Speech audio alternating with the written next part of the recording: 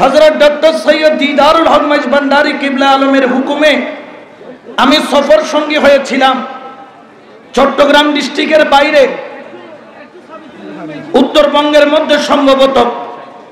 ওখানে যখন গেলাম, এত বৃষ্টি, এত তুফান, যে জায়গায় মাহফিল হবে প্যান্ডেলটা একদম ছিঁড়ে, বাঁশ টাস যা কিছু আছে প্যান্ডেল ভেঙে অবস্থা এমন হয়ে গিয়েছে, এখানে মাহফিল করার উপক্রম নাই। জনাব জাহাঙ্গীর ভাই ছিলেন, ওনাকে বললাম ভাই নিয়ে আসলেন, এখানে তার মাহফিল করা সম্ভব? এত বৃষ্টি, বৃষ্টির উপর বৃষ্টি, বৃষ্টির উপর বৃষ্টি।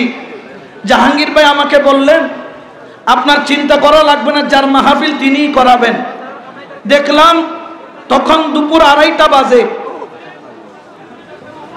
বাবাজান হযরত শাহ সুফি ডক্টর সৈয়দ দিদারুল হক মাইজভান্ডারী মাহফিল প্রাঙ্গণে কদম রাখার দেরি, আসমানের মেঘগুলা সরে যাইতে দেরি হয় নাই, সূর্য উদিত হইতে দেরি হয় নাই।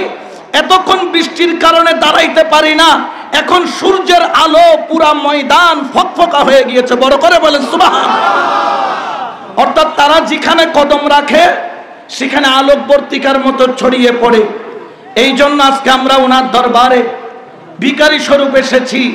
এই জন্য শেষ করব, ভিখারি সাজিয়া আইলাম মাঝে ভান্ডারে, হায়রে ভিখারি সাজিয়া আইলাম মাঝে ভান্ডারে, রহমতের নজরে বাজান চাও নাই আমারে, হায়রে রহমতের নজরে বাজান চাও নাই আমারে, ভিখারি সাজিয়া আইলাম মাঝে ভান্ডারে, হায়রে ভিখারি সাজিয়া আইলাম মাঝে।